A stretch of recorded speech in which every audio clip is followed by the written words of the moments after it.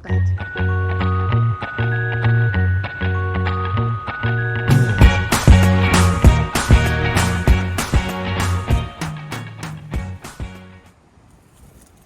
ara, bon dia de Sant Jordi a tothom.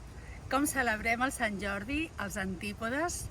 L'any passat us vam explicar les històries dels dracs, de les tanifes. Aquest any hem preparat un ram de roses fetes amb les fulles de Harakeke i estem en un lloc meravellós on la princesa Tepua té una història fantàstica per explicar-nos.